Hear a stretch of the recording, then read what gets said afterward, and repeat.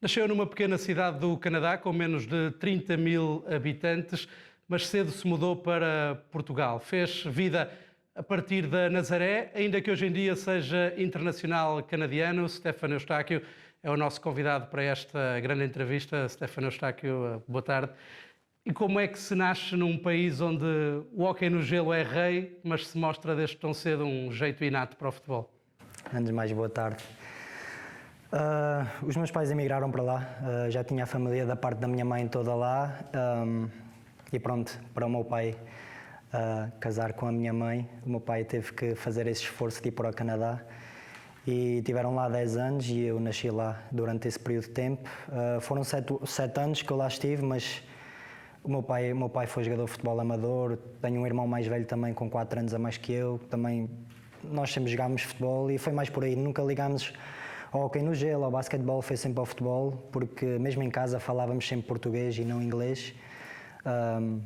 Tínhamos as raízes portuguesas bem integradas na nossa família. E nunca experimentou sequer o hóquei no gelo? Experimentei, mas correu mal logo desde o início, por isso futebol a 100%. A ascensão foi rápida, deu logo muito nas vistas quando chega ao Leixões, ao patamar de segunda liga, depois Chaves, Paços de Ferreira. Há ali um salto para o México que de alguma forma o obrigou a dar um passo atrás, mas olhando hoje para aquilo que foi a sua carreira, acabou por ser bom não ficar por ali? Sim, claro. Neste momento estou no maior de Portugal. Acredito que ou seja, não mudava nada no meu passado. Essa transição para o Cruz Azul, para deixar aqui também bem claro, eu estava no Chaves, a nossa época também não estava a correr da melhor forma, e havia a situação, eu penso que nós estávamos em último ou em penúltimo, e eu sentia que já que a época anterior que tinha feito com o Luís Castro no Chaves, que tínhamos atingido o 6º lugar, que estaria pronto para um novo desafio, num clube maior, com mais pressão. Infelizmente, como tudo, em Portugal não houve essa oportunidade, na Europa também não, mas houve sim pelo Cruz Azul, que é um grande clube no México, e eu decidi arriscar para experimentar o que é estar num clube grande como o Cruz Azul, com milhares e milhares de adeptos, cidade do México, uma experiência no estrangeiro. Infelizmente, por causa da lesão que eu tive no joelho, não consegui aproveitar da melhor forma, mas já deu para sentir o que era estar num clube grande, num clube com vários adeptos, como eu já tinha dito, estádios grandes, aquela exigência máxima de ter que sempre ganhar. E acredito que isso tenha depois facilitado a minha adaptação aqui no Futebol Clube do Porto, que a exigência ainda era maior. Mas já tendo passado por esse episódio, sinto que a adaptação foi melhor. Entrando no universo Porto, primeira meia época no Porto, não tem tanto tempo de jogo, mas é campeão. No segundo ano do Porto consegue encontrar mais o seu espaço, é mais vezes opção, mas chega ao fim e o Porto não é campeão, ainda que tenha excelentes números, os melhores números da sua carreira na última temporada. Cria aqui um certo misto de sensações, olhar para este ano e meio. Sim, eu acredito que um jogador de futebol, quando participa numa equipa, não pode ter o ego muito grande e pensar que pronto, só ajudei porque joguei os jogos todos, por aí. Acredito que tenha tido um papel determinante naqueles 6 meses finais, porque talvez se não treinasse tão bem como treinava, o próprio Vitinho, o Mateus, o Marco, não estariam no nível que estiveram. Por isso, de certa maneira, naquele ano foi importante e cheguei a entrar muitos jogos e tudo mais, e foi importante para ajudar a equipa a atingir o objetivo. No outro ano, pronto, com mais minutos e com mais números, ficámos 2 passos atrás. Mas ganhámos as taças e acredito que é o que me falta. Falta-me carimbar, ter uma boa época, a jogar com bons números outra vez e ser campeão. Quando se olha para a última época do Porto, o Porto ganha a Supertaça, ganha a Taça de Portugal, ganha a Taça da Liga. É possível dizer que se fez uma boa época quando não se conquistou o campeonato? Uma boa época, como é que eu ia dizer? Um pau de 2 bicos, porque no Futebol Clube do Porto, apesar de termos ganho a final da Taça de Portugal e a época terminou, ficámos com aquela sensação que no campeonato podíamos ter dado um bocadinho mais e que esse bocadinho mais era o suficiente para sermos campeões. A exigência é muito grande, nós só nos contentamos com todos os títulos e logicamente que o campeonato é o primeiro objetivo e infelizmente não o conseguimos, por isso posso dizer que sim, que foi uma época boa por termos ganho os outros títulos todos, mas não uma época em cheio como nós queremos este ano. Fez 7 golos, 6 assistências e, curiosamente, numa época fez mais golos do que nas 8 épocas que tinha de futebol sénior para trás. O que é que explica isto, Stefan, este crescimento tão grande dos números? O que explica é que nas divisões inferiores sempre fui um médio defensivo, um número 6, nunca em clubes muito grandes, por isso 50, 60% das vezes nos jogos não tínhamos bola, estava sempre mais preocupado com o equilíbrio da equipa, mesmo quando nós tínhamos uma transição ou atacávamos, eu era o responsável sempre para ficar à frente da defesa, para equilibrar a equipa. E quando assim o é, quando jogas em clubes que não são tão grandes, que não têm tanto caudal ofensivo, acabas por criar menos oportunidades e depois jogando a 6, mais difícil ainda, porque estás quase sempre longe da baliza. A coisa que mudou aqui no Porto, o Mister viu que eu tinha capacidade física, técnica para jogar numa posição mais à frente. E pronto, jogando no Porto, que é uma equipa muito ofensiva, estamos mais perto da baliza e ele também sempre me motivava para chegar à área, porque de certeza que ele tinha visto que eu tinha qualidade para finalizar e tudo mais. Por isso foi mais por aí, foi aproveitar as oportunidades. Felizmente tenho colegas de equipa que conseguem pôr-me nas melhores situações possíveis para fazer gol e assim foi até janeiro, fiz os 7 golos e é espetacular, marcar golos é espetacular. Curiosamente, a determinado momento da época, sensivelmente a meio da época, o Sérgio Conceição chegou a dizer que o Stefan até tinha demasiada chegada à área, que às vezes era preciso amarrá-lo um bocadinho, entre aspas, para manter os equilíbrios da equipa. Foi preciso também fazer esse trabalho de refriar um bocadinho essa vontade de chegar tantas vezes como o segundo homem da área? Sim, porque tenho a certeza que muitos pontas de lança dizem isto, quando se marca é viciante e eu tive ali uma sequência a partir do jogo do Bruges fora em que tive ali uma sequência de vários jogos em que marcava ou assistia e na altura parecia que tudo corria de feição, que tudo era tão fácil e então, entre aspas, comecei a fazer batota e não o deveria ter feito porque comecei-me a pôr em posições mais avançadas quando a equipa precisava de outra coisa e comecei a perder esse equilíbrio que tinha no início, que era ajudar a equipa, mas também ajudar no processo ofensivo. Comecei a perder esse equilíbrio e aí foi a chamada da atenção do Mister, que eu, como é óbvio, aceitei de bom grado e tive que melhorar essa parte em que não podia estar constantemente a pensar em estar na área para fazer golos ou para fazer assistências, mas sim primeiro ajudar a equipa e depois iria ter oportunidades durante o jogo de ter o meu remate ou ter a minha assistência e foi por aí uma coisa normal que eu senti. Nós ouvimos falar muito e assistimos também muitas vezes à exigência do Sérgio Conceição, mas como é que é para um jogador adaptar-se, mas ao mesmo tempo perceber os resultados que essa exigência traz à evolução da equipa e do próprio jogador? É difícil porque, como eu já tinha dito anteriormente, eu sempre fui um 6 e quando passas a tua vida toda a ter certos comportamentos, a jogar a 1 ou 2 toques, a estar sempre preocupado com o processo defensivo, não com o processo ofensivo, a participar pouco no jogo no que toca ao processo ofensivo, depois quando há essa transição, depois de, sei lá, de 15 anos a jogar futebol, é sempre difícil, porque já tenho que estar mais à baliza, tenho que aparecer na área, tenho que conduzir mais a bola.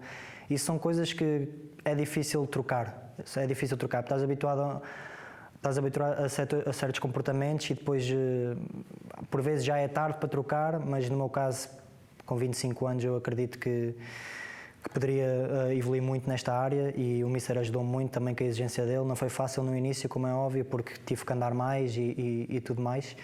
Mas penso que agora estou numa boa fase da minha carreira, sinto que tenho mais margem para evoluir nesta posição, sinto que posso ter mais números, sinto que não estou no pico da minha carreira porque ainda tenho 26 anos, por isso eu olho para o futuro, sinto-me feliz a olhar para o futuro.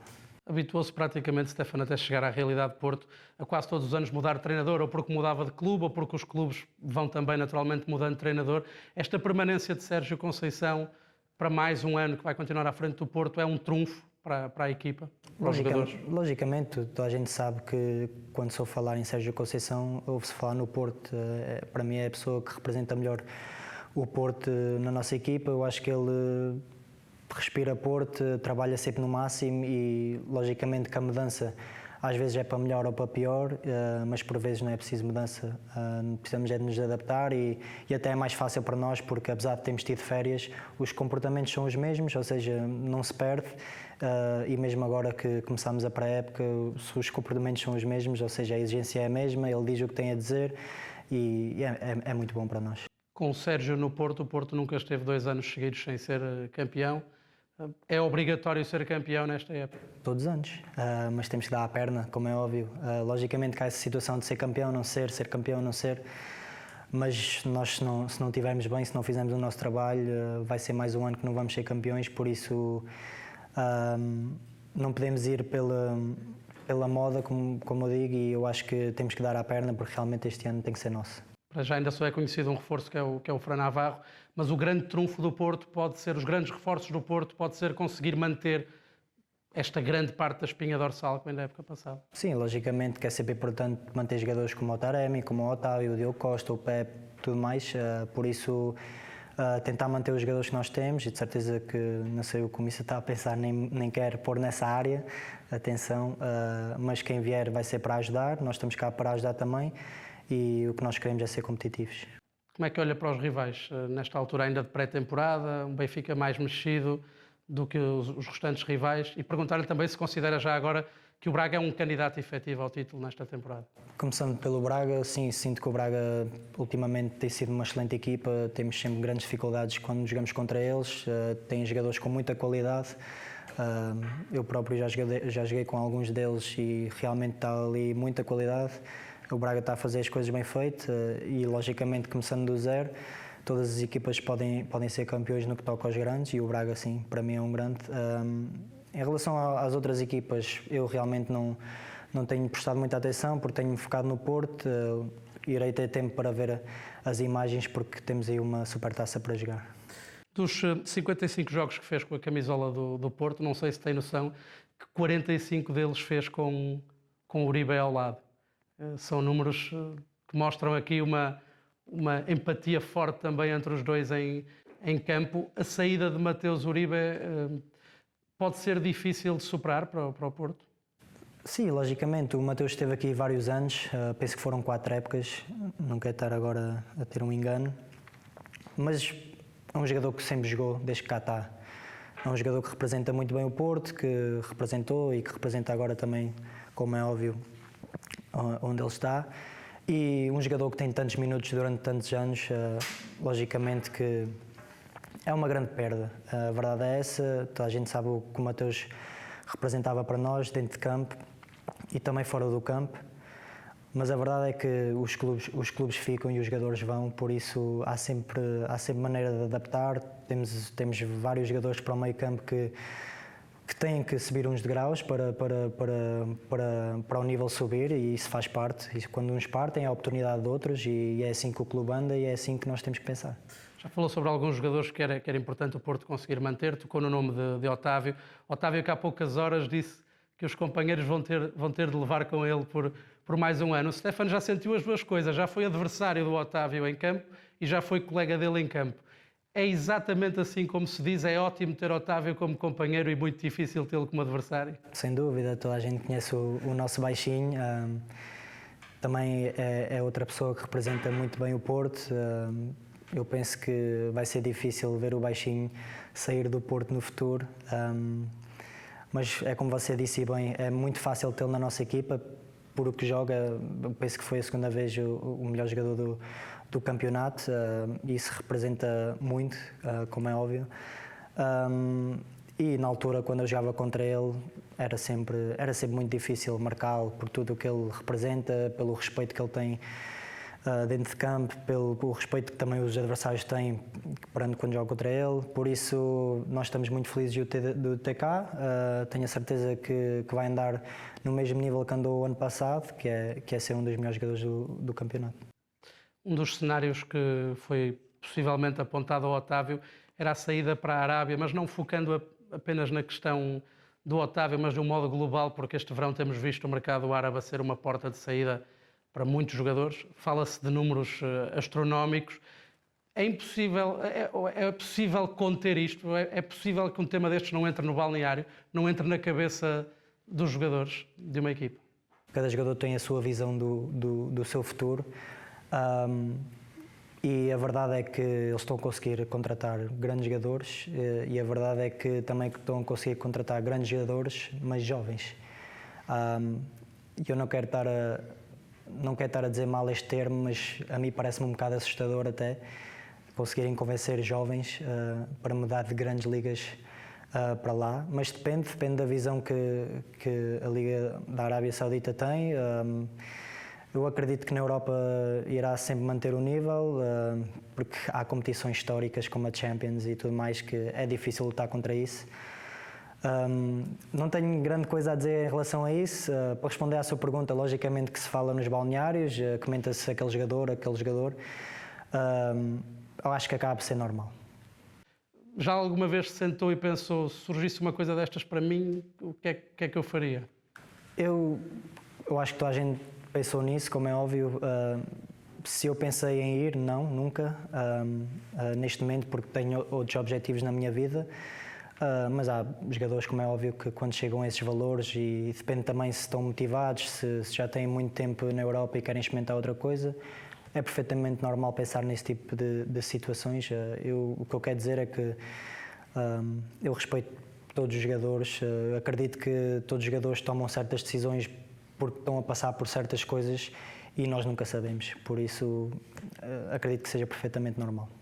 Stefano, abordando agora a questão da seleção mais a fundo, o Stefano Eustáquio faz história porque está numa seleção do Canadá que consegue 36 anos depois regressar a um Mundial, desde 86 que a seleção do Canadá não se apurava para um campeonato do mundo e só o tinha conseguido por uma vez. Esse é o momento quando a seleção se apura para este último Mundial do Qatar, em que percebe que valeu a pena investir na sua carreira internacional no Canadá e não em Portugal, que era também uma possibilidade?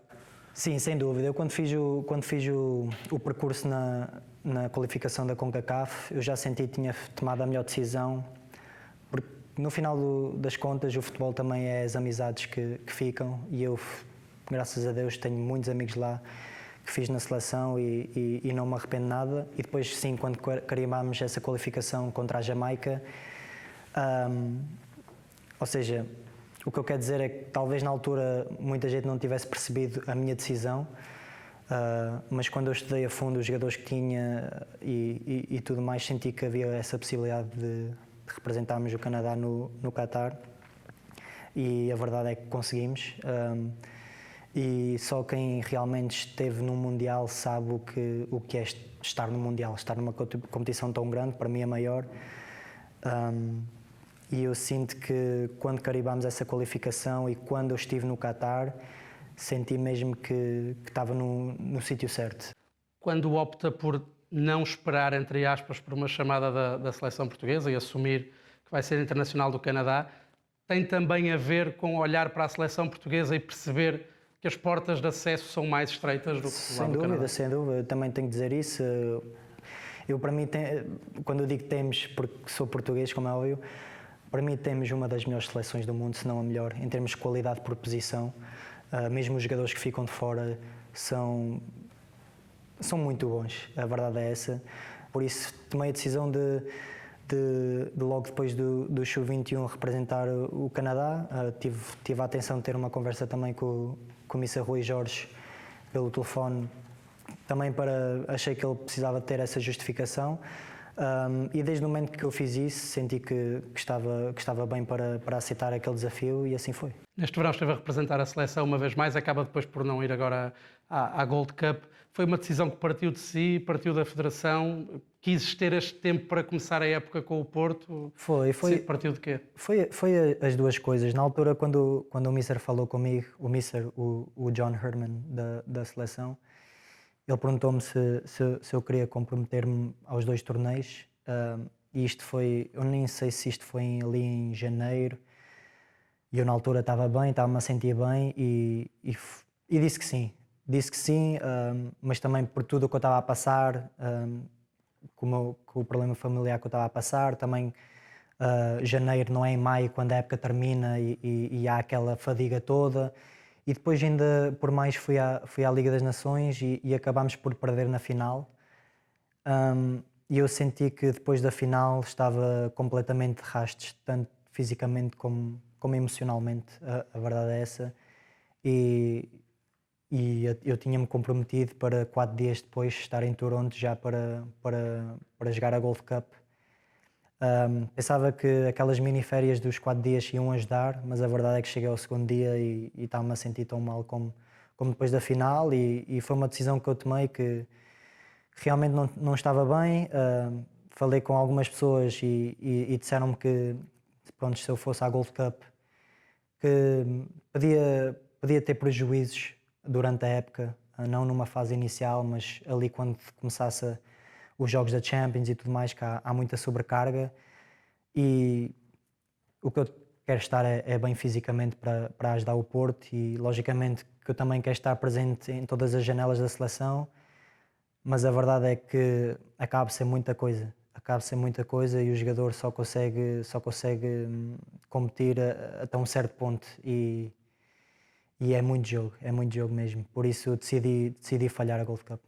Stefano, por fim, entrando aqui um bocadinho num universo mais familiar, porque o último ano para si acaba por ser, e já tocou nisso há pouco ao de leve, aquele dia 15 de Abril, quando está em campo a jogar um Futebol Clube do Porto Santa Clara e no fim do jogo recebe uma notícia tão triste como a do falecimento da sua mãe, como é que se lida com tudo isto? Está a viver um momento de adrenalina máxima, está a jogar, está em campo e a seguir o apito final recebe uma das piores notícias da sua vida. Sim, é uma má notícia, como é óbvio. Eu acho que quem já passou por isso sabe o sentimento que é. Quem não passou, graças a Deus, ainda bem. Mas no caso da minha mãe, nós soubemos que ela estava doente. Eu penso que foi na semana do jogo do Rio Ave fora. Na semana a seguir é quando eu jogo a titular com o Gil Vicente, e é aí que o meu percurso, que eu começo a jogar mais regularmente, é aí que acontece tudo. Mas a verdade é que eu sempre tive esse problema em casa. Por isso, mesmo na fase da Champions e tudo mais, ou seja, mesmo o próprio Mundial que a minha mãe já não conseguiu ir assistir, que era esse o objetivo, mesmo quando voltei, ou seja, sempre treinei, sempre joguei, nunca quis pôr este problema na equipa, nunca desabafei muito. Desabafei com quem tinha que desabafar, que era com o Dr. Nelson Puga e com o Mister.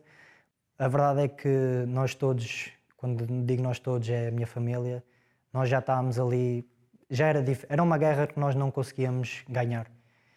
E nesse momento, quando eu recebi a notícia, a verdade é que senti que ela estava melhor onde estava do que a sofrer como estava, por isso foi um alívio. Tenho muita pena, como é óbvio, eu amo a minha mãe mais que ninguém, mas há momentos que temos que dizer adeus, e assim foi. Sérgio Conceição, assim que recebeu a notícia, tirou-o do jogo, toca-o olhar para trás e perceber que houve esse sentimento imediato de respeito.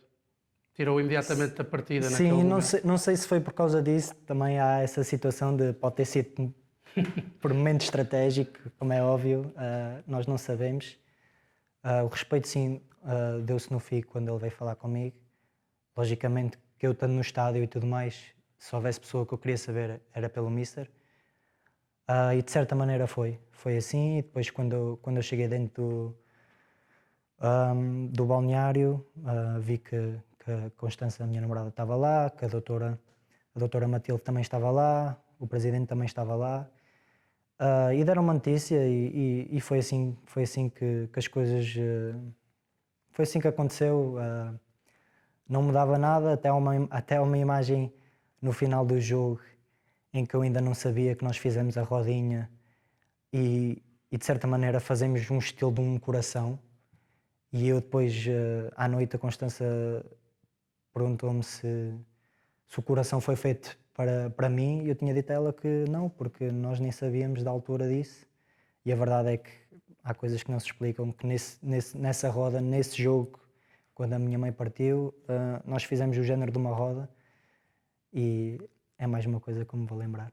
E durante aquela semana, recordo-me particularmente, houve muitos jogadores, adversários, que tiveram palavras de conforto para consigo. O Ricardo Gaio esteve presente também no momento de homenagem à sua mãe. Sentiu-se envolvido numa bolha de amor, digamos assim, num mundo que tantas vezes esquece os sentimentos, porque é um mundo muito competitivo como é o futebol. Sim, Esse sim. momento foi, acredito, tenha sido tocante. Sim, porque para mim eu valorizo mais isso do que ser um bom jogador de futebol, ou seja o que for. Eu valorizo muito mais isso. E quando eu senti esse amor, o Ricardo Gaia é meu amigo desde criança. O próprio, lembro-me de ver 2 dias depois, porque depois uma pessoa não liga ao telefone, como é óbvio. Vi que a Sport TV tinha partilhado uma publicação comigo com o Ricardo Horta, depois do jogo do Braga também deu Sim, as a primeira suas mensagem foi para palavras, si. exatamente.